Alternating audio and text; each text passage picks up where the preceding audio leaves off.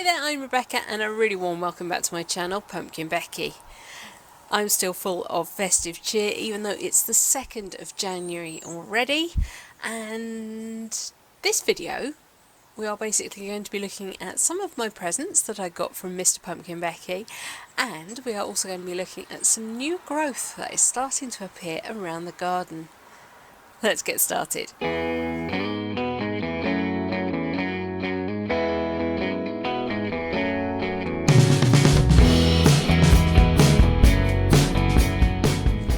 So yes, I'm still rocking the Christmas mugs even though it is already the 2nd of January, but I don't go back to work till Monday, and also it's not 12th night yet, so happy Christmas, festive season, New Year.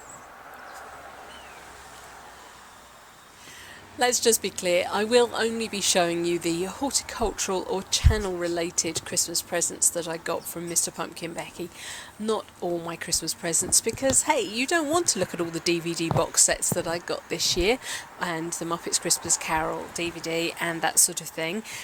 They're fascinating to me, but probably not to you, so you know, I'll spare you that. The first thing he got me, which is for the channel,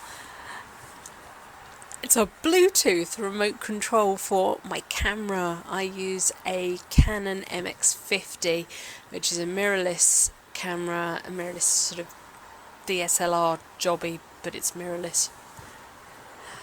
I like to sound like I know what I'm talking about, but anyway, it's an awesome camera. I have had it for quite some time now. It really upped my video quality, but it's with the tripod and everything, it's quite a bit of stuff to move around, plus I've got my microphone that I'm connected to, and sometimes stopping and starting videos so I can move around or move things is a bit of a pain. But now I have this, and it also means that it's going to be slightly easier for me to take thumbnails as well, so yay! The next thing he got me, which is a thing of beauty and a joy to behold, is a pair of beautiful stainless steel bonsai shears. They cut like butter.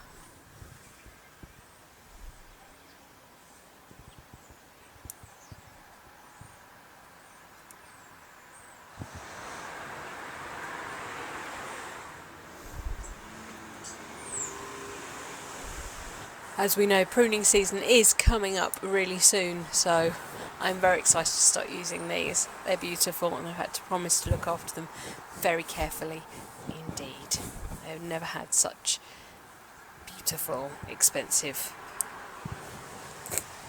bonsai shears before. One of my next videos to film is actually me sharpening all my other bonsai tools. They are a much cheaper Chinese set. In fact, I think the whole set, which was something like 8 or 10 pieces, cost the same as this one set of shears.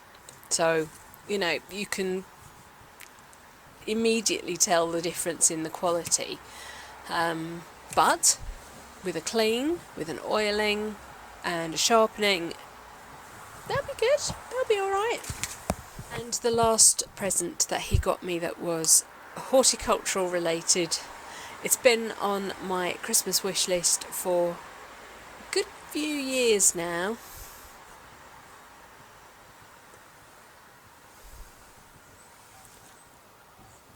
I got Velcros. I have got Velcro secateurs. Yes, I have. These are the Velcro 5, which is rather rudely called one of their economy models, but it was still much more expensive than any of the other secateurs I own. This is meant for larger hands, and actually I have very small hands, but I've tried them and their action is so lovely that I think I'm going to be fine with them. It will cut 25mm to 1 inch material, Essentially, they are completely replaceable. If you break anything, then you can break it apart and basically replace every single piece of this thing.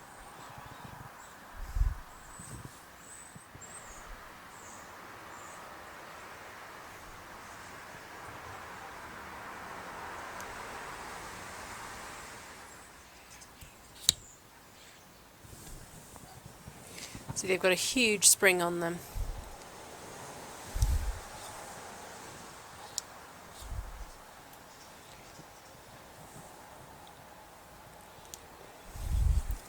I mean, to be honest, I don't intend to be cutting really big beefy stuff with these.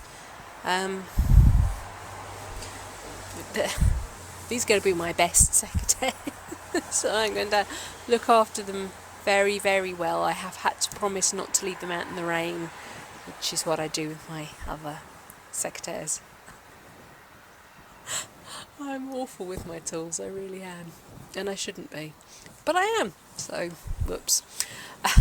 So I've had to promise, yes, that I will treat these properly and look after them. And, yes.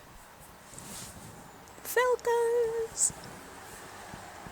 I own Felcos. In fact, I'm going to look after them so well, I'm going to put them back in the packaging. And maybe just look at them and not actually use them. On to part 2 of the video, which is signs of growth. Now, check out my silly little Kinomales seedling. It's not meant to be doing that. It's too early. I mean, it is in the greenhouse, but it's unheated, and I have been leaving the door open most of the time because we've only just now started getting temperatures that have been consistently below freezing. And here, my pygmy sundew Drosera scorpioides has got Gemme.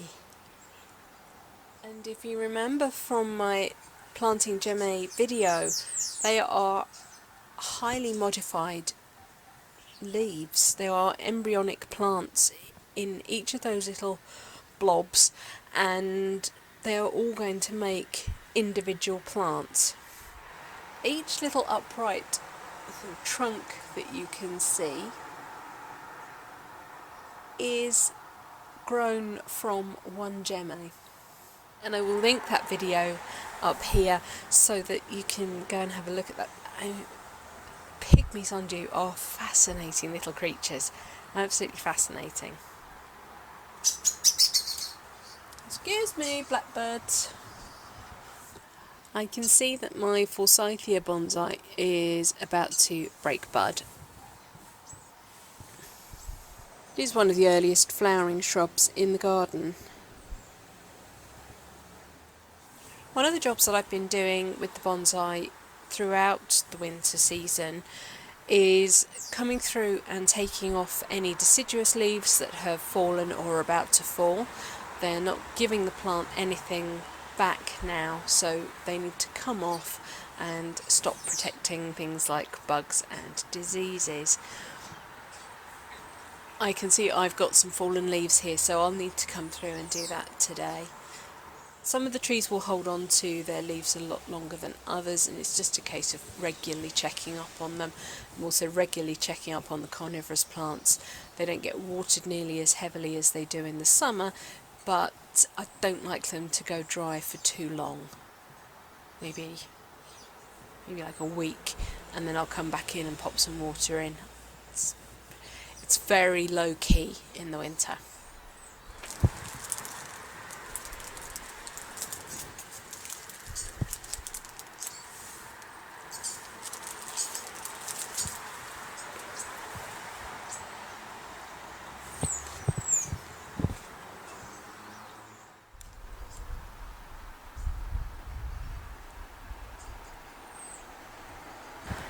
So I already have signs of growth on the narcissi and daffodils, and also hellebores starting to come into flower. And if you remember, I planted some elephant garlic bulbs. They put on an awful lot of top growth already. Some are not quite so tall, but others are super tall.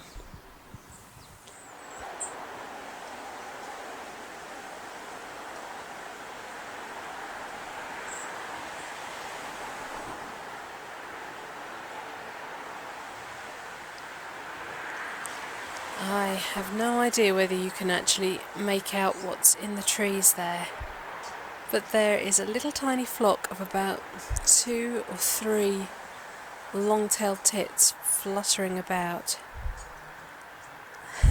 in the hawthorn.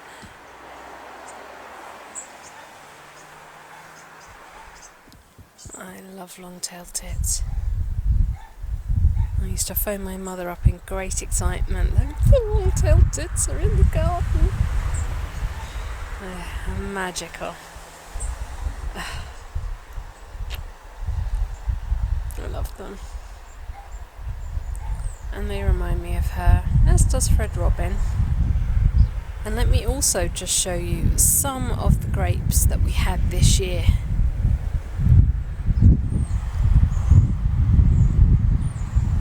The vines were absolutely laden. We leave these on for the birds because they love them. But I do have to keep sweeping them up to make sure that the dogs can't get at them, because they're poisonous to dogs. The Christmas wreath is still looking fantastic, and it's got to be 4 weeks old now.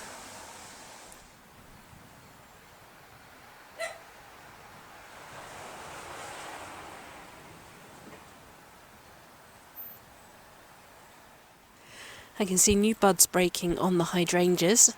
I hope they don't regret that. And look at that, the 2nd of January, and we already have primroses flowering. Lots of signs of bulb growth coming up through the mulch layer that I put down. This is my Ashwood Nursery's Piketty Hellebore. It's always one of the earliest, but it does tend to suffer for being so early. As you can see, the first flowers always get damaged. And there are even some violets flowering. More hellebore flowers. And one of the important things that I need to do very, very soon is come through and take off all the leaves from last year, all of them, and that will help prevent disease getting down into the crown and open up the view of the flowers as they come out. And new leaves will push once those flowers have done their thing. This is my clump of Shasta Daisies that I don't actually show you very often. Looking a bit sad, but look down there at all that beautiful fresh growth.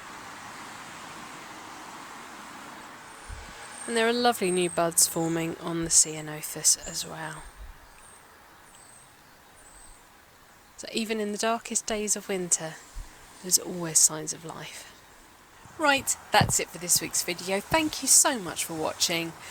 Let me once again thank you for joining me. Thank you for being here on the channel with me. Let me wish you a very happy new year, and I hope it is a lot easier than last year was. I know we all thought 2019 was a heck of a year, but really, 2020, you did it to us. And so, please remember to rate, share and subscribe to me here on YouTube. And until next time, bye.